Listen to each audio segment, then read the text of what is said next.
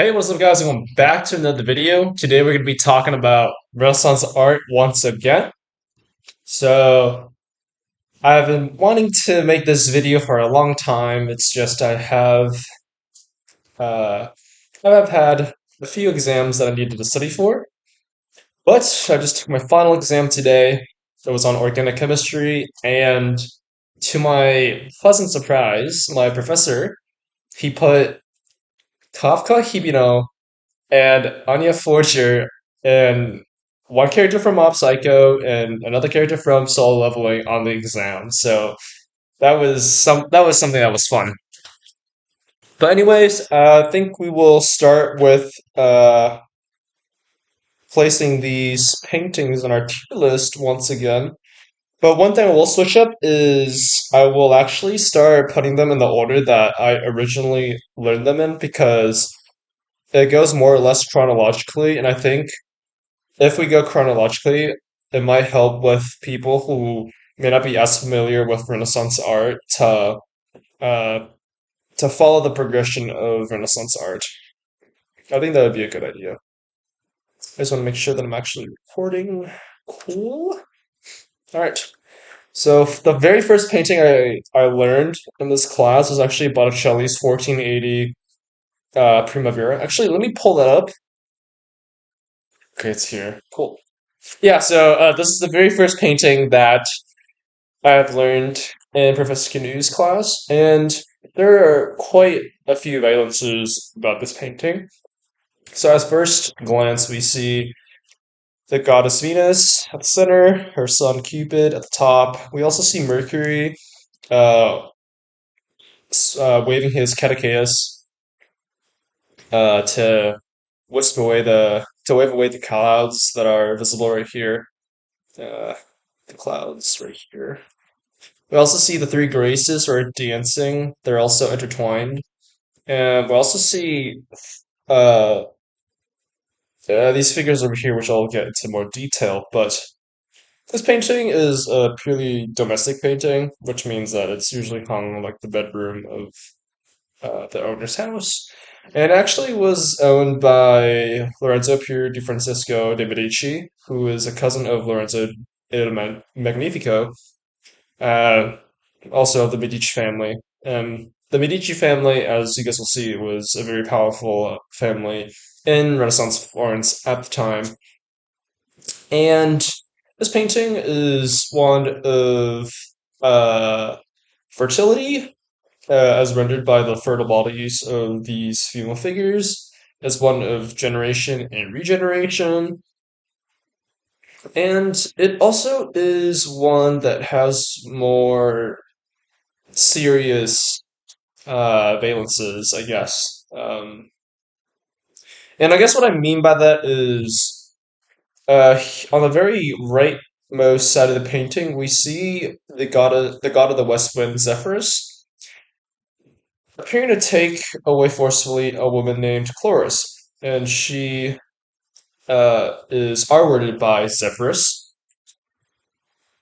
And as a result of her impregnation, as can be seen through the depiction of this wisp of air coming out of Zephyrus's mouth into Chloris's mouth, which out of which springs these flowers, and on the to the right or to the left of Chloris we see Flora, the goddess of flowers and fauna. This is her transfer. This is Chloris's transformation from Chloris to the goddess of flowers, and this painting is one of that belongs to a class called heroic R-word images. I can't say the word R-word because I might get censored and demonetized, and I don't want that. I do not want that to happen. But this is a painting of transformations, as a painting of just a metamorphosis from winter to spring, as can be seen from Mercury uh, waving away the clouds of winter to beckon the arrival of spring. We also see the transformation of Chloris into flora, um, and this painting um, also has another valence, just its instructional value to the bride of Lorenzo di Pier Francesco de' Medici, in the sense that these heroic art images, they are one of their functions is to not only appeal to the male gaze, but also to instruct the bride of how to be a quote unquote good wife, and it's really a bit messed. It's quite messed up, but mostly it's about being submissive to the husband, about um, listening to whatever the husband says, about being chaste and pure, and all that.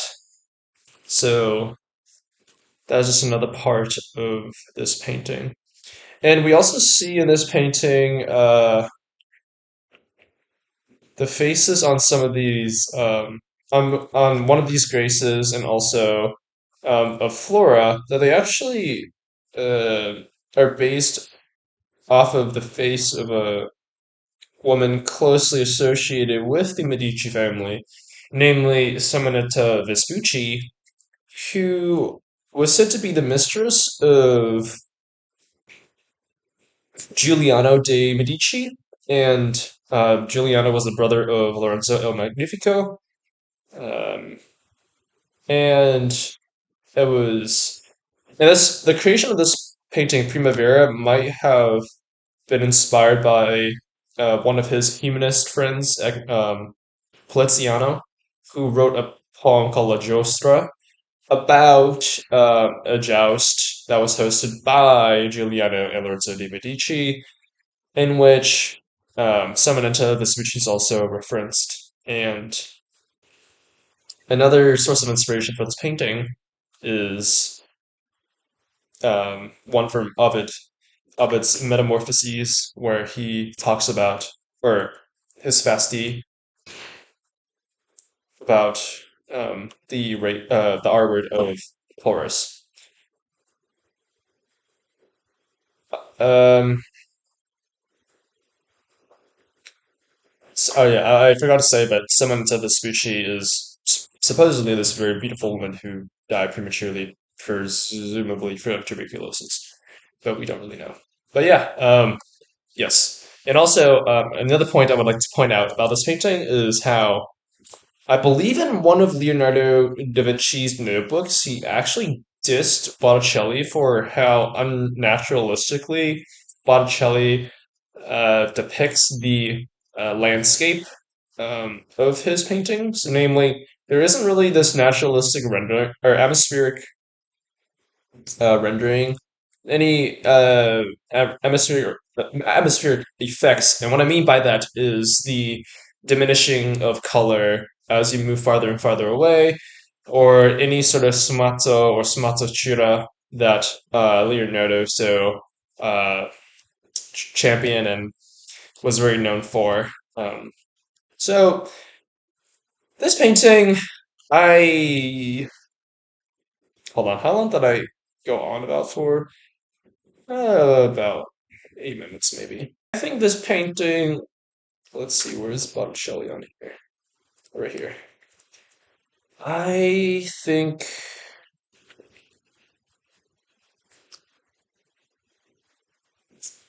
Hmm. It does have like a lot of background, which I really do appreciate. I mean, it has to be high A, right? I think this painting I first learned in my ninth grade history teacher's class. Um,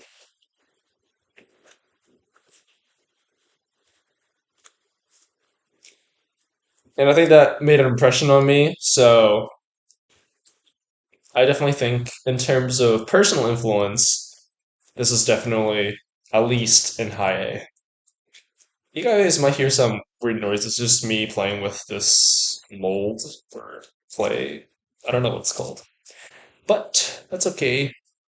All right, the very next painting I learned, I believe, was.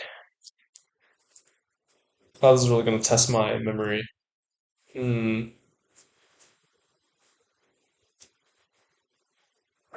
Yes, it was the uh, preparatory drawing for Saint Luke painting the Virgin by Giorgio Vasari. Let me just find that in here. It should be this one.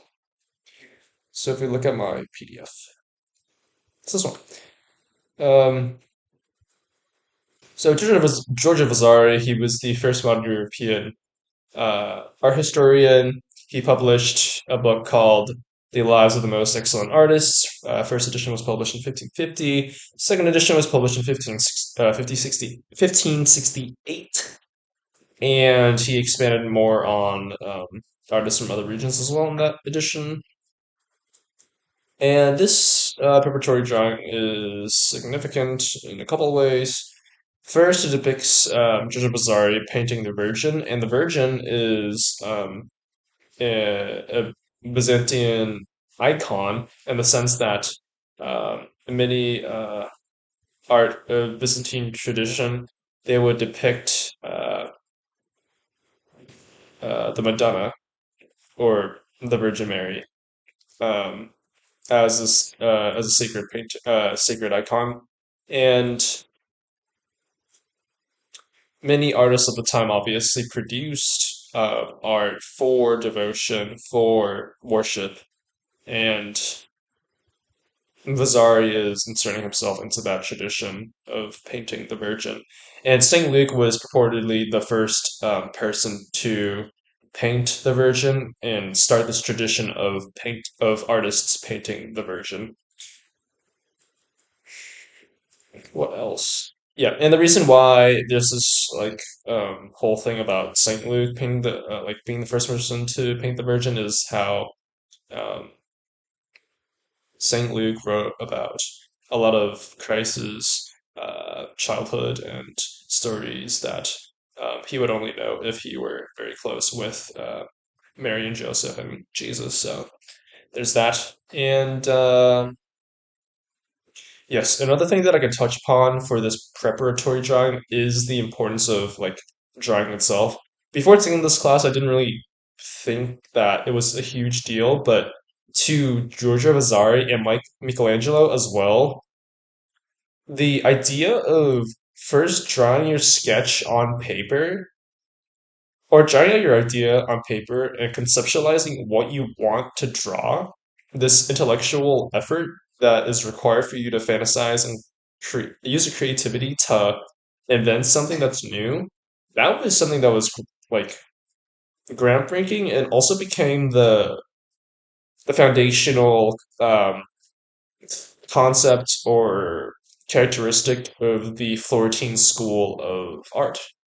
um, the Academy of Arts in Drawing, or the Arte del Accademia dell'Arte del Disegno, was really championing the idea of disegno or drawing, and not just drawing as in sketching your idea, but also relating to the intellectual effort that you need to exert in order to come up with a divine rendering of something, someone. With that being said, the concept of Desenio is quite important. And where did I put the painting? Right here. Um, Desenio is such a. Alright. So there comes a point where it's like, am I rating the art itself, or like the concept behind the art, or the background of the art? I don't really know. Um, I'm just gonna do it my way. I'm gonna do my own thing, as Miles Morales would say. I think it's like I think it's high B.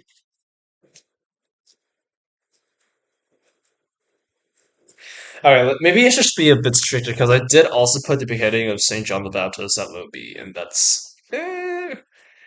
But his Zinnia was really important, so excuse me, I'll leave it at that. I believe the next painting was Cimabue's Santa Trinita Maestra. So Cimabue was the master artist of the early Renaissance, and he was the one who discovered Giotto, the shepherd boy who he stumbled across drawing on a stone or in the dirt, and he noticed how Giotto was an exceptional artist. He took him in as a student, and the student surpassed the master, let's say that.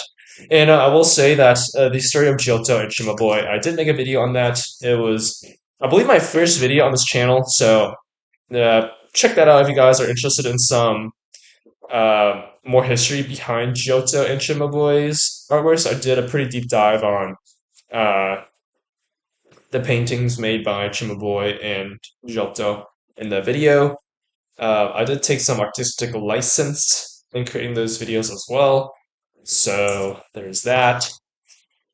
But this painting, I'm not sure if anything more needs to be said. It was a revolution in the sense that it depicted a livelier, softer, more naturalistic looking Madonna, the Virgin Mary. Um, it's unlike the Greco manera, the Greek manner of painting, where it's characterized by lines and a very linear style.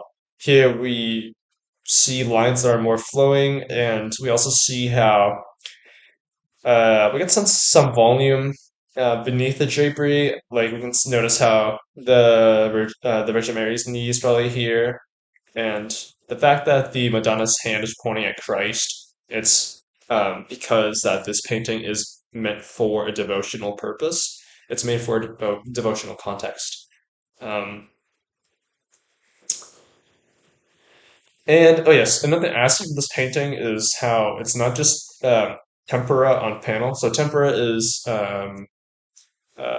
painting is where egg yolk is mixed with paint as a binding agent to the support, which is like wood panel or uh, yeah, wood or pan or yeah, wood or panel. Um, and that's this painting, besides being tempera on panel, is also gold ground, meaning that the background uses solid gold in order to create this reflective surface. Gold, unlike other colors, it reflects this very bright and warm color to the viewer, and especially in churches where you have to get up close and illuminate paintings with candlelight. When that candlelight hits that painting, the shine of the gold would just radiate the entire room and create this warm glow, this warm presence that really helps to um, the worshiper have a sense of better sense of worship, or a close connection with the divine, I suppose you could say. Okay, with that being said, in terms of influence, I think low B is. Wait, okay, if I put Danny's to like if I put Danny at C, I have to be consistent. I think Chima Boy is Sena Trinita Maestra, which I'm trying to find. Is it that one? Yes, it is. Okay, I think it would have to be uh C then. Just because I feel like the daily painting's pretty good. So how about Chimavoy's painting there? Next up is Giotto's Agnesani Madonna. Uh, again, rendering the Madonna, but here is a complete revolution in art. Check out my video if you guys haven't already, where I talked about this topic. But um, here we just see a totally different Madonna. She is situated for the first time in the history of Western European art in a well-defined 3D space. We also see how the modeling of light and dark shades creates the impression of the Madonna's knee under her draperies. We can see just how fine the folds of the drapery is rendered. We also see how the hand of the Madonna isn't pointing at Christ as it was in the Senator Maesta. Rather, it is just caressing Christ's knee, and this is thought of perhaps Giotto wanting this painting to be something more than just being an object to be worshipped in devotional context. Maybe he wanted this work of art to be appreciated as just a work of art on its own, in its own right. And I'd also like to point out how the angels seem to actually be in like a well-defined space as opposed to literally being on top of each other in the same in the same pictorial plane as Cimabue's Sanitary Device. So with that being said, just the influence of Giotto as an artist, this painting has to be. Where is it? Where is the Sanitary? Oh, right here. All right, this painting. I mean, it has to be. I think in terms of influence, high A for sure, for sure. All right, next one up would be I think Simone Martini's The Annunciation, if I'm not mistaken. Yes, Simone Martini and Lippo Mini's The Annunciation. The Annunciation was where the Archangel Gabriel descended into Mary's house and proclaimed to her how she will give birth to Christ. Again, it's a gold panel painting, gold ground painting, not bronze panel. So an interesting fact about this painting is how the poet Petrarch remarked how Simone Martini must have um, ascended to the heavens mentally to conceive of such a painting and to render such a divine depiction of the Virgin Mary and the Archangel Gabriel, along with Saints Ansanus and Margaret. Yes. Um, With that being said, oh yes, another thing that I would like to point out is just the draperies on the Archangel Gabriel, also the brocade, and also the embroidered sleeves on the Madonna. In the sense, these textiles, they're actually quite characteristic of the types of textiles they would encounter in Florence at the time. So that's actually quite interesting how the contemporary can be rendered in art. That's something we'll actually see quite a lot in future paintings. It also relates to a concept known as the period eye, um, which is a term uh, first dubbed by Michael Baxendal, who just talked about how painting is a part of the social and economic history of the time period, and how through painting, um, there are very specific details that are specific to that time period itself, and one of them is the clothing depicted in the painting, and sometimes even the material used in the painting. For example, if we look at the blue of the um, Madonna, it's lapis lazuli, which is a type of pigment, or yeah, type of like ore mined from Afghanistan, and it's very expensive. So when patrons actually commission these paintings, at least in the early Quattrocento, the early 1400s, 1300s, they actually very valued these resources and would charge the artist for how much it costs, how much pigments cost. But as we move from the Quattrocento into like the 1480s, we see art patrons actually paying more for painters, not because of the expensive, not based on the expensiveness of the material, but based on the skill of the artist itself, or himself or herself. So that's pretty cool. With that being said, with such a high praise from Petrarch of this divine rendering of the Madonna, I I mean, I was just gonna say ultimate glaze, but I think it's fair. I think it's fair. Let me see. In relation to all the other paintings, for me, low A. I feel like I think it's cool, but just in my opinion, low A.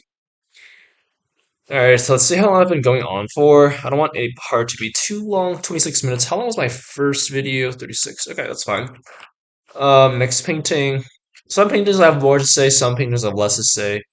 Right. This is Simone Martini's Christ on the Cross, painted in 1340, Temperon panel, gold ground. And what is interesting about this painting is how we can really see that Simone Martini paid attention to uh, the body under the effects of gravity. I mean, just look at how Christ's limbs are um, literally hang from the cross, and we see this blood gushing from the wound that was um, due to a soldier named Longinus piercing his spear at Christ's side here. And we just see this dripping blood on Christ's arms. Just look at how his legs are bent under the weight of his body. He can't even support himself upright, and Christ is probably on his last breath, if not already dead at this point. And we see the blood flowing from the bottom of the crucifix to the bottom of the painting. And one thing that Professor Kinew remarked in her lecture was how this painting is where blood, red paint, and wine came together. Again, this is a painting that was made for a devotional context. It would be placed in a church, and the fact that it would probably have been placed up upon an altar where the Eucharistic rite takes place, and that is the where the bread and wine become the body and blood of Christ. And excuse me, and this blood would become the wine that people drink during the Eucharist. Excuse me. Um, we also just see the modeling on Christ's face, this expression um, of subdued pain and agony, and um, it definitely evokes sympathy or um, emotions of sadness in the worshiper. And in these paintings, you would typically see a ring that is produced by punchwork, where artists would literally use like a sharp point to punch holes into the painting to produce a more textured surface. And um, Henri, I think, means King of the Jews, if I'm not mistaken. So this painting, it really made an impression on me when Professor Kinew was talking about it. Mm, I think if it were, I think this is like low A for sure. At least low A, if not high B. Alright, I think this one might have to go with Dane's painting. Um, or even low B, low B. I think that's fair. Yeah. Alright, next up is, I want to say it's Filippo Brunelleschi's Sacrifice of Isaac. And indeed it is. Okay, so a few things about this. I actually want to make another video about this that goes more into depth about the competition between Filippo Brunelleschi and Lorenzo Ghiberti, but I guess I'll say my spiel here and then people who stumble across my video can go for a more in-depth analysis on the whole subject matter. But I'll pretty much say what I want to say here. Essentially, during the year 1400, the the Florence Cathedral required uh, decided to hold a competition between artists um, to decorate the doors to the Florence Baptistry, and there were I think eight artists or so, and we have two surviving works of art from two of those artists. One of them we're looking at right now is Filippo Brunelleschi's Sacrifice of Isaac, painted from 1401 to 140 or created from 1401 to 1403, made of gilt bronze, and it depicts the sacrifice of Isaac, as the name says. And from this painting, we can see how Brunelleschi tackled the difficult the difficult posed by the challenging frame. This style of frame is called the quatrefoil, where you have like half circles and then triangles. So we see how Brunelleschi decided to depict the angel, I think Gabriel in the top left hand corner, in this circle, and then in this jutting triangle depicts the lamb, which would be the substitute for Isaac. And we also see in the bottom a boy and then a horse, and also this figure is after a Roman sculpture called Lo Spinario or the Thorn Puller, and it's just it's one of the earliest Roman sculptures uh, that was copied um, by Renaissance artists. Um, and we also see how Filippo Brunelleschi took inspiration from antiquity and how he decided to set Isaac upon an altar. And this altar has a relief carved on the side. And we can imagine Brunelleschi imagining how this altar might serve some ritual function within the context of this painting, and it also kind of makes Isaac appear like a statue standing upon an altar. Um, Other facts about this painting that may or may not be less interesting. So Brunelleschi was actually the son of a local notary, um, and he wasn't like a trained artist like Lorenzo Ghiberti was, or a trained goldsmith like Lorenzo Ghiberti was, and this door that's made of gilt bronze was actually soldered with seven different pieces, or eight some different pieces, and it was very heavy because bronze is a heavy material, and um, especially when you cast so many different like parts together, it gets very heavy, and also it's quite expensive. So those are the factors that the commissioners of the baptistry doors to the Florentine church are thinking about when they decide uh, who they want to take on as the person to commission the actual doors to the uh, Florence baptistry. Uh, Something else about this painting is like this dynamism, this dynamic clash between uh, the different figures. We see the forcefulness of how Abraham is holding the knife. We see Isaac as this a wretched child who is screaming for help, um, writhing in agony, and the forcefulness of Archangel Gabriel preventing Abraham from killing his own son. And then we see Lorenzo Ghiberti's sacrifice of Isaac.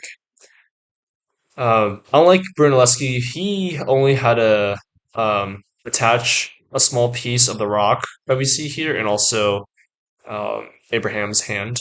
He actually didn't need to solder like different pieces of metal bronze together.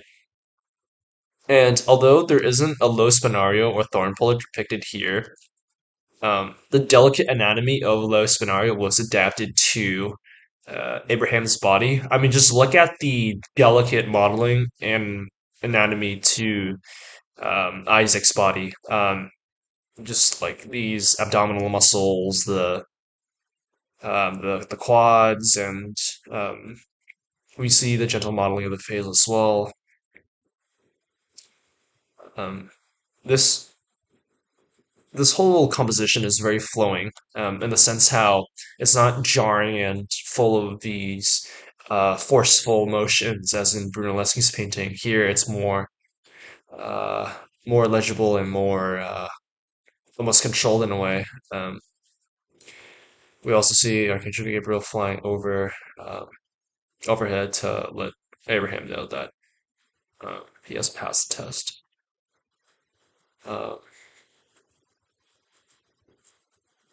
and just important to note how Lorenzo Ghiberti was actually the son of a goldsmith, and he trained under a goldsmith as well, while Brunelleschi was the son of a local notary. So that may have affected the quality of each composition. Um, I also want to say something about how Filippo Brunelleschi was the person who actually rediscovered the idea of perspective in painting, but I'll get to that. another time. Let's see how much time we have left. Perfect. We're almost out of time. So I think this is a great place to end off. Let's see, where is? Yeah. So in class, we were like, which painting do we actually like better? My mentor actually said that he liked Filippo Brunelleschi's better. Huh? So that places him in what?